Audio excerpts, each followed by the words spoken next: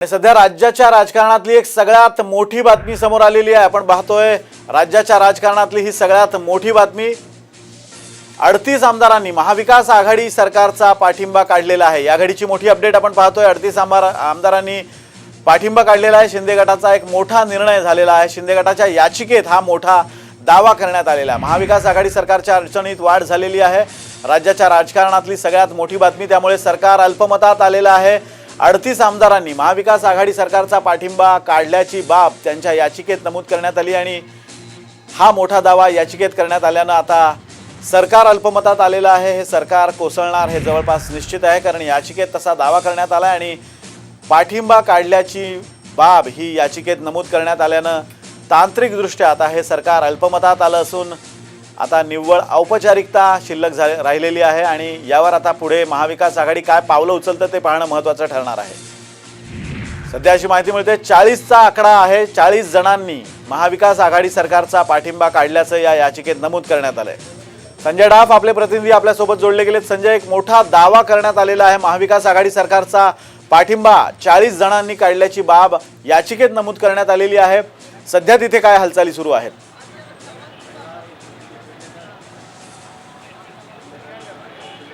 नक्कीच आताच्या क्षणाची ही सर्वात मोठी बातमी आहे, कारण शिंदे गटाकडून 40 आमदारांनी जी याचिका दाखल केलेली आहे सुप्रीम कोर्टामध्ये, त्या याचिकेमध्ये आम्ही सरकारचा पाठिंबा काढत असल्याचं म्हटलेलं आहे, तसा दावा त्यांनी केलेला आहे। आणि असं जर झालं तर मात्र हे सरकार जे आहे हे अल्पमतात आलेलं आहे किंवा येणार आहे असं पण म्हणता येईल। आणि असं जर होणार असेल तर हे सरकार जे आहे सरकार अल्पमतात येणार असेल किंवा आलं असेल तर हे सरकार नक्कीच कोसळणार असं आता जवळपास स्पष्ट झालेलं आहे। कारण शिंदे गटाकडून हे सांगितलं जात होतं की आम्ही सुप्रीम कोर्टात गेलेलो आहे, 2 गोष्टींसाठी ते सुप्रीम कोर्टामध्ये गेले होते आणि त्यानंतर ते हे सरकार ह्या सरकारचा पाठिंबा काढणार होते। हे त्यानंतर सरकार अल्पमतात येणार होतं। मात्र या याचिकेमध्ये त्यांनी असं म्हटलेलं आहे की आम्ही या सरकारचा पाठिंबा काढतो आहे आणि जर असं झालं तर आजच हे सरकार अल्पमतात येणार आहे आणि महाविकास आघाडी सरकार जे आहे हे कोसळेल यात आता शंका राहिलेली नाही। त्यामुळे आता महाविकास आघाडी शिवसेना यांच्या पुढच्या अडचणी ज्या आहेत त्या वाढलेल्या आहेत आणि महाराष्ट्राच्या राजकारणामध्ये मोठा भूकंप येईल अशी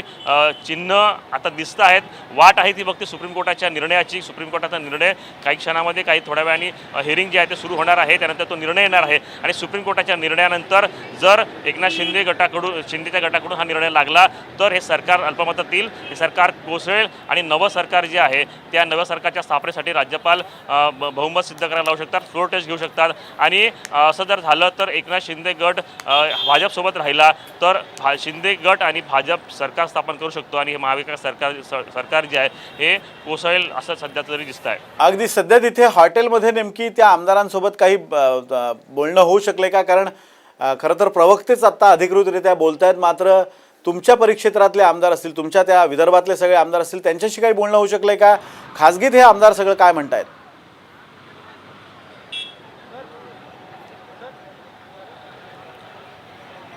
या आमदारांनीही आता उत्सुकता लागलेली आहे सुप्रीम कोर्टाच्या निकालाची। सकाळपासूनच हे आमदार जे आहेत हे सुप्रीम कोर्टाच्या आजच्या हिअरिंगकडे लक्ष ठेवून आहेत। सकाळपासून हे सगळे आमदार जे आहेत ते एकत्रितपणे होते।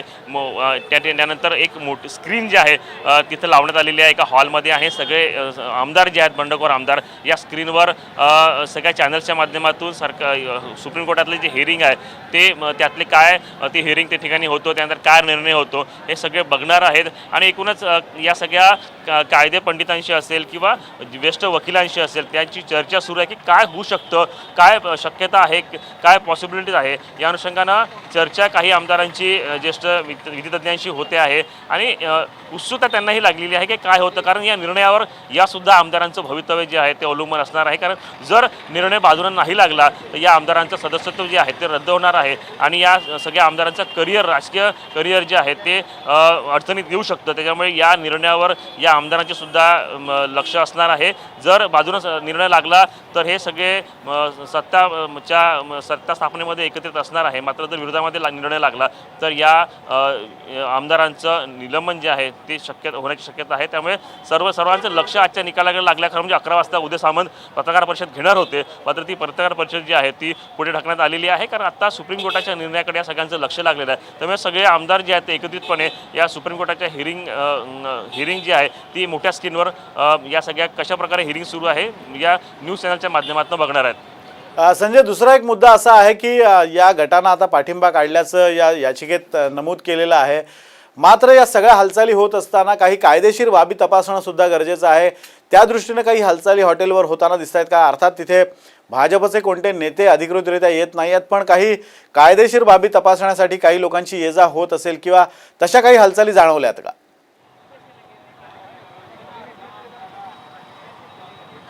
नक्कीच, खरं म्हणजे भाजपच्या आसाम सरकारमधील 2 मंत्री जे आहेत ते सतत या ठिकाणी ठाम मांडून आहेत. म्हणजे एक मंत्री तो दिवसभर असतो, त्यानंतर रात्री एक मंत्री या ठिकाणी येतात आणि 2 मंत्री आसाम सरकारमधले कायम म्हणजे हे आमदार ज्या वेळेसपासून इथं आलेले आहेत त्यावेळेसपासून हे 2 मंत्री या ठिकाणी असतात.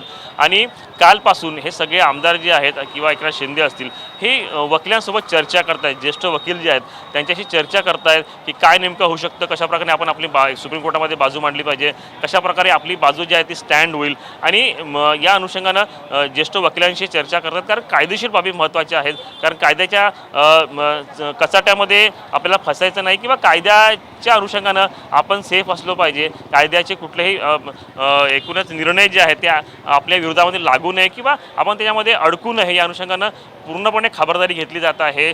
ज्येष्ठ वकिलांशी काल एक चर्चा या सगळ्यांनी केली. काही ज्येष्ठ वकील आतमध्ये हॉटेलमध्ये सुद्धा गेले होते आणि कायद्याच्या बाजूनं आपण सगळ्या बाबी ज्या आहेत त्या तपासल्या पाहिजे या अनुषंगानं चर्चा जी आहे ती ज्येष्ठ वकिलांशी झालेली आहे. आणि त्याच अनुषंगानं काल संध्याकाळी याचिका दाखल करण्यात आली सुप्रीम कोर्टामध्ये. खरं म्हणजे हायकोर्टात जातील अशी शक्यता होती, मात्र हायकोर्टात गेल्यानंतर परत सुप्रीम कोर्टात. अगदी संजय, मी तुला काही वेळासाठी थांबवतो. आपल्यासोबत ज्येष्ठ विधिज्ञ उज्ज्वल निकम हे आपल्यासोबत जोडले गेलेले आहेत. निकम सर, आपण पाहतो एक महत्त्वाच्या राजकीय घडामोडी संदर्भातली ही याचिका अतिशय महत्त्वाची याचिका आहे. शिंदे गटानं ही याचिका दाखल केली आणि त्यात असा दावा केलेला आहे की 40 आमदारांनी महाविकास आघाडीचा पाठिंबा काढलेला आहे. सध्या या याचिकेवर सुनावणी सुरू आहे. मात्र ज्या पद्धतीनं हा दावा करण्यात आलेला आहे, या दाव्याचा फायदा शिंदे गटाला होऊ शकतो का? वेगळा गट, स्वतंत्र गट निर्माण करण्यासाठी कायदेशीर बाबीमध्ये या मुद्द्याचा कितपत उपयोग होईल? लक्षात घ्या, मी यावरती कुठलंही या सदर बाबीच्या गुणवत्तेबद्दल बोलणार नाही. परंतु भारतीय घटनेनुसार एखाद्या राजकीय पक्षाचा बहुमत आहे किंवा नाही हे फक्त त्या सदनाच्या हाऊस मध्येच डिसाईड होऊ शकतं, अन्यथा कुठेही नाही.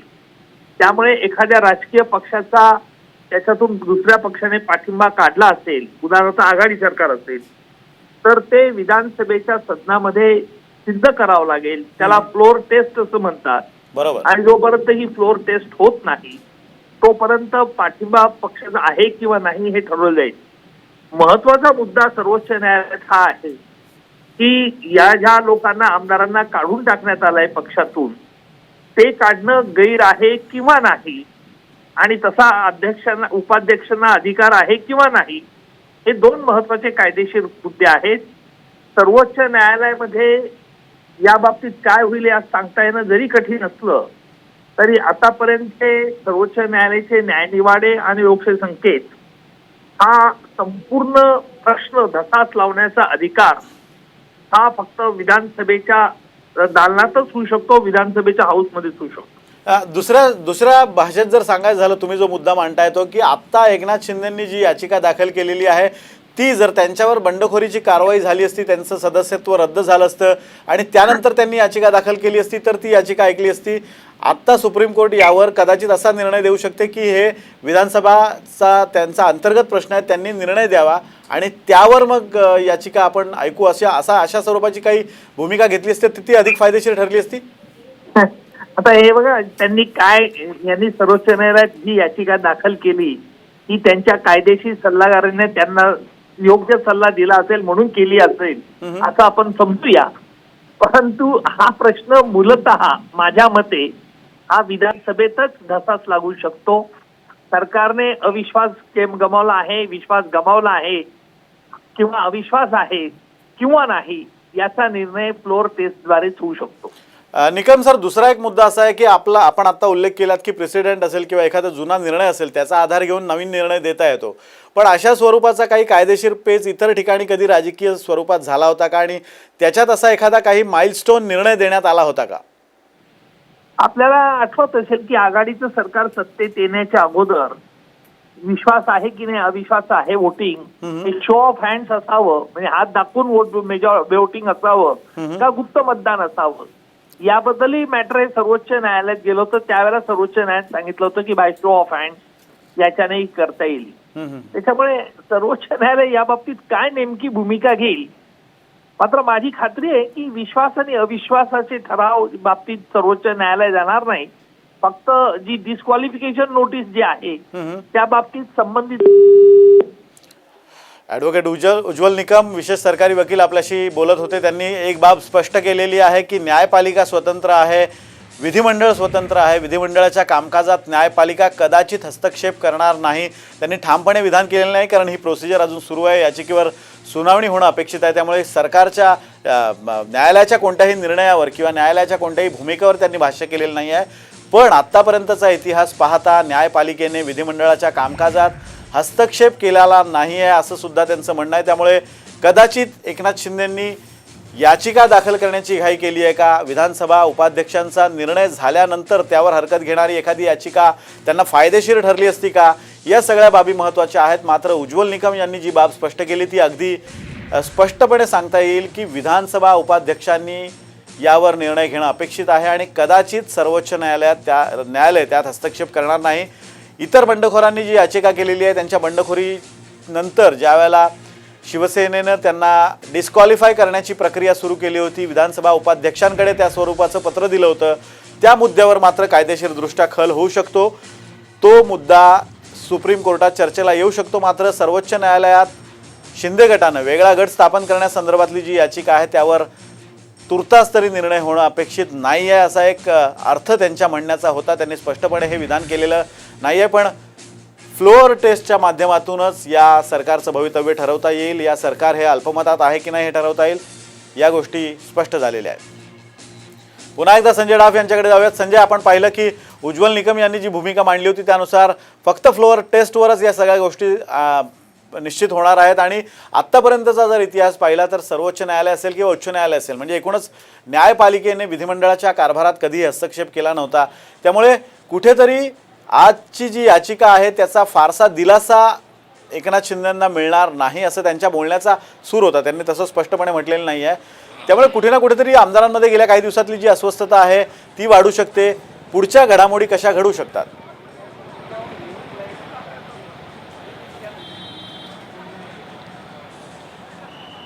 नक्कीच उज्ज्वल निकम ज्या पद्धतीनं बोलले ते अगदी खरं बोलले, अगदी वास्तविकता जी आहे ती त्यांनी मांडलेली आहे. पण यामध्ये दोन गोष्टी आहेत. एक पहिलं म्हणजे शिंदे गटाकडून जी याचिका दाखल करण्यात आलेली आहे त्या याचिकेमध्ये दोन मुद्दे जे आहेत ते महत्त्वाचे आहेत. ते दोन मुद्दे म्हणजे एक जे 16 आमदारांचं निलंबन केलं आहे ते, आणि दुसरं म्हणजे शिवसेनेकडून जे गटनेतेपदाची नियुक्ती केलेली आहे ती. या दोन्ही गोष्टी अवैध आहेत किंवा या दोन्ही गोष्टी ज्या आहेत त्या मान्य करू नये अशा प्रकारची याचिका आहे. त्यामुळे या संदर्भात सर्वोच्च न्यायालय निकाल देऊ शकतो आणि हा निकाल जर शिंदे गटाच्या बाजूने लागला तर शिंदे गटाला अधिकृत मान्यता मिळेल. शिंदे गटांच्या मधील जे आमदार आहेत त्यांची आमदारकी जाणार नाही. त्यामुळे तो महत्त्वाचा आहे. आणि त्यानंतर राहिला विषय अविश्वास ठरावाचा. तर अविश्वास ठराव, कारण सभागृहाचे काही नियम आहेत, त्यामुळे अविश्वास ठराव जो आहे तो सभागृहातच मांडला जातो. आणि यापूर्वी सुद्धा सुप्रीम कोर्टाने अनेकदा अशा प्रकरणामध्ये या निर्णयामध्ये या प्रकारामध्ये हस्तक्षेप केला नाही आहे. हा सभागृहाचा विषय आहे, त्यामुळे सभागृहामध्ये हा विषय मांडला जावा, तिथंच हा सोडवला जावा अशा प्रकारचे यापूर्वीचे. संजय, मी तुला थोडंसं थांबवतोय कारण आपल्यासोबत कायदेतज्ञ ॲडव्होकेट असीम सरोदे आहेत. सरोदे सर, आपण बघितलं की शिंदे गटानं एक महत्वाचा दावा केलेला आहे की या सरकारचा पाठिंबा काढत असल्याचं म्हटलेलं आहे. काय सांगता येईल सर, कसं बघता या सगळ्याकडे? कारण पाठिंबा काढायचा असेल तर राज्यपालांना या संदर्भातलं पत्र देण्याची आवश्यकता होती. अशा प्रकारे न्यायालयामध्ये दावा करता येऊ शकतोय का? कसं आहे माहिती आहे का की आपलं पूर्ण दिशाभूल केली जात आहे आणि हे अत्यंत दुर्दैवी आहे की जे कायदे मंडळातले लोक आहेत, निवडून दिलेले आपले प्रतिनिधी आहेत, तेच कायद्याबद्दलची दिशाभूल सामान्य माणसांची करत आहे आणि भारतीय संविधानाबद्दल अत्यंत चुकीची माहिती पसरवत आहेत. मुळात जर अशा प्रकारे अविश्वासात घ्यायचा असेल किंवा पाठिंबा काढून घ्यायचा असेल, कोणतं सरकार अल्पमतात आलं असं जाहीर करायचं असेल, तर ही सगळी प्रक्रिया विधिमंडळाच्या सभागृहात झाली पाहिजे. आणि बाहेरून काहीतरी करत असतील तर मग हे अत्यंत चुकीचं आहे. यापूर्वी एखादी पार्टी ठेवली असती, सगळ्यांना बोलावलं असतं, तिथे फोटो काढून पाठवले असते, सांगितलं असतं या सगळ्यांचा आम्हाला पाठिंबा आहे आणि सरकार अल्पमतात आलाय. असं चालत नाही. त्यांनी तिथे येऊन ते व्हेरीफाय केलं पाहिजे. प्रत्येकाने नाव घेऊन सांगितलं पाहिजे माझं नाव हे आहे आणि मी सरकारचा पाठिंबा काढून घेत आहे. तेव्हा त्यांनी पत्र लेखी दिलेले असतात, त्याच्या सह्या असतात, त्या सह्या व्हेरीफाय झाल्या पाहिजे. सगळ्यांची शहनिशा झाल्याशिवाय सरकार उभं करणं आणि सरकार पाडणं ही काही साधी प्रक्रिया नाही आहे. आणि त्यामुळे मला असं वाटतं की एकनाथ शिंदे हे एक प्रकारे कायदेविषयक छेडछाड जी करत आहेत, भारतीय संविधानाशी खिलवाड ज्या पद्धतीने करत आहेत, तर ही एक वेगळी कॉन्स्टिट्युशनल गुंडागर्दी आहे. आणि याबद्दल लोकांनीच आता निर्णय घेतला पाहिजे की कशा प्रकारच्या दर्जाच्या लोकांना आपण विधानसभेत आणि लोकसभेत. तुमचा आवाज स्पष्टपणे येत नाही, काहीतरी डिस्टर्बन्स येतोय. धन्यवाद तुम्ही दिलेल्या या सविस्तर माहितीबद्दल. तुमच्याकडून या सगळ्या घडामोडींचे जे अपडेट आहेत न्यायालयामधल्या घडामोडी त्याबद्दल जाणून घेत राहणार आहोत. हा मूलभूत स्ट्रक्चरचा भाग आहे, त्यामुळे त्याच्या खाली आता हे सगळं सुप्रीम कोर्टाकडे आपण जाऊ शकतो. हा भाग एक. आणि आता let us wait for the decision of the supreme court. मला वाटत नाही की आज कुठला निर्णय दिला जाईल, नोटिसेस दिल्या जातील फक्त. परंतु माझं एक मत सांगतो शेवट संपवताना हे सगळं, की 143 कलमाखाली राष्ट्रपतींना जर का काही फार गुंतागुंतीचा एखादा कायद्याचा प्रश्न असेल तर त्याच्याबद्दल सुप्रीम कोर्टाला मत विचारावं लागतं. आणि तसं मत आता हा खूपच गुंतागुंतीचा प्रश्न आहे. अनेक फेडरल स्टेट आहे, आपलं संघराज्य आहे, त्यामुळे अनेक राज्यांमध्ये हा प्रश्न येऊ शकतो. आणि म्हणून राष्ट्रपतींनी सुप्रीम कोर्टाकडे क्लॅरिटी जी या कायद्यातली जी क्लॅरिटी आहे हे सगळे प्रश्न त्यांना विचारावेत आणि सुप्रीम कोर्टाचं मत घ्यावं. एक पुन्हा लक्षात ठेवा की supreme court is the final interpreter of the Indian constitution. त्यामुळे सुप्रीम कोर्टाने एकदा मत दिलं. आतापर्यंत 12-14 वेळा अशी मतं घेतली गेलेली आहेत. फक्त एकदाच बाबरी मशिदीच्या वेळी सुप्रीम कोर्टाने नाही म्हटलं होतं मत देणार नाही, कारण ते कलम असं आहे की राष्ट्रपती मत मागू शकतात, सुप्रीम कोर्ट मत देऊ शकतं, बंधनकारक इथे कुठेही कोणावर काही नाही. आणि सुप्रीम कोर्टाने जरी मत काही दिलं तरी ते राष्ट्रपतींवरही बंधनकारक नाही. परंतु ते जे मत दिलंय ते कायदा सिस्टीमवर खालच्या सगळ्या कोर्टांवर बंधनकारक होईल. त्यामुळे एकदाच हा काय जो निर्णय व्हायचा तो अशा रीतीने करता येईल असं मला व्यक्तिगत वाटतं. बाकी अजून 2 तासांनी प्रोसिडिंग चालू होतील, त्यानंतर 1.5-2 तास एवढे मोठे वकील आहेत त्यामुळे 1.5-2 तास आर्ग्युमेंट चालेल. त्यानंतर मग काय ते सांगतात, सुप्रीम कोर्ट काय म्हणतं हे त्यानंतर आपण विचार करू. आता याच्यावर विचार करण्याचं काही कारण नाही. सर, जे 38 आमदार जे आहेत त्यांनी पाठिंबा काढून घेतलाय आणि सांगितलंय की याचिकाही सुप्रीम कोर्टात दाखल केली त्यांनी की आम्ही सरकारचा पाठिंबा काढून घेतलाय. तर आता या आमदारांना राजीनामा द्यायला लागेल की फ्लोर टेस्टला सामोरं जायला लागेल? नाही, एक गोष्ट लक्षात घ्या की सरकारचं बहुमत आहे का नाही हे बोमाई केसमध्ये 9 जजेसनी क्लिअरली सांगितलेलं आहे की the majority of the party is to be tested on the floor of the legislature. ते राजभवनमध्येही ठरवता येत नाही आणि राष्ट्रपती भवनमध्येही ठरवता येत नाही. आणि इथे सुद्धा आता गव्हर्नरचे जे अधिकार आहेत त्याच्यात सत्र बोलावणं, सत्र पुढे ढकलणं किंवा डिझॉल्व्ह करणे सगळे गव्हर्नरचे अधिकार जरी असले तरी 163 कलमाखाली मुख्यमंत्र्यांच्या सल्ल्यानुसार ते वापरावे लागतात. तेव्हा या ठिकाणी आता सत्र बोलावून तिथे फ्लोअर टेस्ट घ्यावी लागेल, म्हणजे निश्चितच कळेल की कोणाला की कोणाच्या बाजूने किती आहेत. कारण आता हे 38 बाहेर गेलेत, हे गेलेत, आकडा बरोबर आहे, पण यातले दबावाखाली कोणी गेलेत का, कोणाचं मत ऐनवेळी बदललंय का, हे सगळं फ्लोअरवर कळेल. नाही, हे 38 अल्पमतात नाही असं नाही म्हणतात. आता माझ्या मते याच्यात दुमत असू शकेल घटनातज्ञांमध्ये, पण उद्धव ठाकरे चीफ मिनिस्टर आहेत आणि त्यांचं सरकार चालू आहे. जोपर्यंत तुम्ही ते अल्पमतात हे सिद्ध करून दाखवत नाही तोपर्यंत हे सरकार चालू आहे. जरी पाठिंबा काढून घेतलेला आहे असं दाखवलं असलं तरी त्याला फारसं महत्व नाही. Floor of the legislature. त्यांना फ्लोअर टेस्ट त्यांनी सुप्रीम कोर्टात ते याचिकेत म्हटले की आम्ही काढून घेतलं, तर त्यांना ते कोर्टाकडून विचारणा होऊ शकते का? तुम्ही मी तुम्हाला सांगतोय की आज कोर्टाचाही निकाल लागेल आणि हे जे प्रश्न तुमचे आहेत हेच प्रश्न राष्ट्रपतींनी सुप्रीम कोर्टाला विचारावे आणि एकदा हा मुद्दा क्लिअर करून टाकावा. म्हणजे सरकारावरून तरी स्थिर आहे आता. स्थिर आहे निश्चित, काही नाही, स्थिर नाही म्हणत, अस्तित्वात आहे मी म्हणतोय. आता ते पाठिंबा काढून घेतला असेल तो अस्थिर होऊ शकेल, पण ते फ्लोअर ऑफ द लेजिस्लेचर बघायला लागेल. नाही, आता ह्या गटाला दुसऱ्या पक्षात सामील व्हायचं असेल तर ते सुद्धा. आता फार सुंदर प्रश्न तुम्ही विचारलात की मला जर का अधिकार आहे की पक्ष सोडून बाहेर येण्याचा, तर विलीन व्हायला पाहिजे. हा माझ्या मूलभूत अधिकारावर काही, म्हणजे माझ्या अभिव्यक्ती स्वातंत्र्यावर काही अडचण येते का? हे सुद्धा सुप्रीम कोर्टाला याच्यात तपासून बघावं लागेल की मी दुसरा पक्ष जॉईन करायलाच पाहिजे, विलिनीकरण करायला पाहिजे. 2/3 बाहेर पडले, मी वेगळा पक्ष काढून थांबलोय. पण आत्ताच्या कायद्यानुसार त्याचं विलिनीकरण व्हावं लागतं कुठल्या तरी पक्षात. ते नाही केलं तर सगळेच डिस्क्वालिफाय होतील. मग आता त्यांच्या समोर मनसे, सपा किंवा इतर विपक्ष आहेत. नाही, राजकारणात नका मला विचारू. कोणाकडे जात? नरहरी झिरवळ जे आहेत त्यांच्या विरोधात यांनी एक अविश्वासाचा प्रस्ताव दिलाय, तेही एक कलम याचिकेत त्यांनी दिले. तर असा कोणी प्रस्ताव आणू शकता का उपाध्यक्ष? नाही, आणू शकतंच, अविश्वास व्यक्त करता येतं. पण मग त्यांना काढायचं असेल तर विधानसभेमध्ये अस्तित्वात असलेले जे सदस्य आहेत त्याच्या 1/2 सदस्यांनी मतदान करावं लागतं, तर ते अविश्वासाचा ठराव पास होतो. पण आता अविश्वासाचा ठराव जर का उपाध्यक्षांवर असेल तर त्यांना डिस्क्वालिफाय करता येतं का त्यावेळी? तर नाही येत. पण प्रश्न असा आहे की हा अविश्वासाचा ठराव त्यासाठी आणलाय का?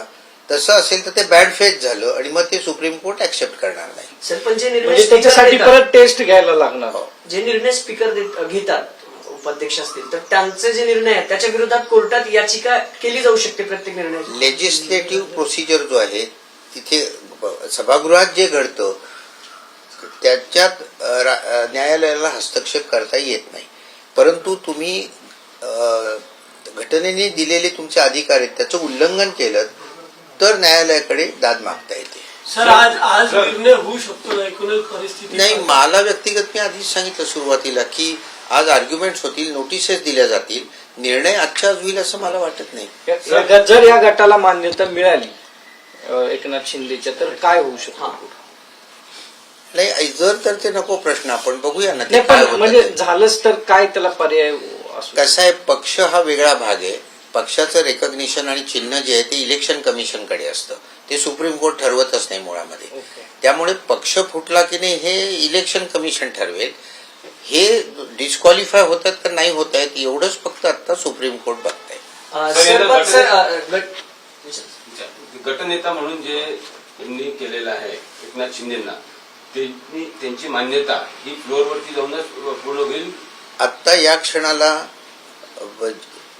जेव्हा एखादा पक्ष रजिस्टर होतो त्यावेळी त्यांची राज्यघटना सुद्धा द्यावी, म्हणजे त्याची घटना पक्षाची जी आहे ती पण द्यावी लागते इलेक्शन कमिशनला. त्याप्रमाणे मी वाचलेली नाहीये पूर्ण शिवसेनेची घटना, परंतु उद्धव ठाकरेंना अधिकार आहेत अशी माझी कल्पना आहे. त्यांनी जो लेजिस्लेटिव्ह लीडर म्हणजे तुम्ही त्याला गटनेता म्हणताय तो नेमलाय किंवा व्हीप प्रतोद म्हणतात तो नेमलाय, तो आत्ता कायद्याने व्हॅलिड आहे असं मला वाटतं. आत्ता हे जे एकनाथ शिंदे बाहेर गेलेले आहेत यांना कायदेशीर अस्तित्व आत्ता काहीच नाहीये, ते नाही नेमू शकत तिथे कोणाला. त्यांचं कायदेशीर अस्तित्व काय? आज ते तिथे जाऊन आसाममध्ये बसलेत, त्यांनी मुंबईत यावं, लेजिस्लेचरमध्ये यावं, ठरवावं काय होतं ते. तिथून त्यांनी घोषणा केली की ते गटनेते म्हणून त्यांनी प्रस्थापित नाही, माझ्या मते ते योग्य नाही. सर, पण त्यांनी असं पण सांगितलं होतं की शिवसेनेने जी कार्यकारिणीची बैठक घेतली किंवा कायदा असा सांगतो की त्यांच्याकडे आमदार नाहीत, मग ते गटनेता किंवा प्रतोद कसं नेमू शकतील? जो गट असं करता येऊ शकतं त्यांच्या घटनेमध्ये काय लिहिलंय त्याप्रमाणे केलं असेल ना त्यांनी. त्याला मी आता काय सांगणार त्याच्यावर. सर, आता यांनी पाठिंबा काढून घेतला तर हे अशा परिस्थितीत अपात्रतेची कारवाई न होता दुसऱ्या एखाद्या पक्षात सामील होऊ शकतात का घटनेत पॅसेंजर? हो, म्हणजे ते सुद्धा 2/3 बाहेर गेले. मर्जरचं त्यांनी डेफिनेशनच तसं केलं. 1/3 गेले तर स्प्लिट होतं, ते काढूनच टाकलेलं. आता 2/3 जर का बाहेर गेले आणि ते दुसऱ्या पक्षात गेले तर ते वाचतात. आता ज्यांना मर्जर नको आहे ते जर का वेगळे राहिले तर त्यांचा वेगळा गट बाहेर राहतो. आता ही सुद्धा तरतूद आहे, ही सुद्धा चेक करायला पाहिजे की तुम्ही 2/3 बाहेर गेलेत त्यातले जे नाही म्हणतात त्यांचा वेगळा गट होऊ शकतो असं 10व्या शेड्यूलमध्ये म्हटलेलं आहे. म्हणजे अर्धवट अधिकार स्वातंत्र्य आता दिलेलं आहे.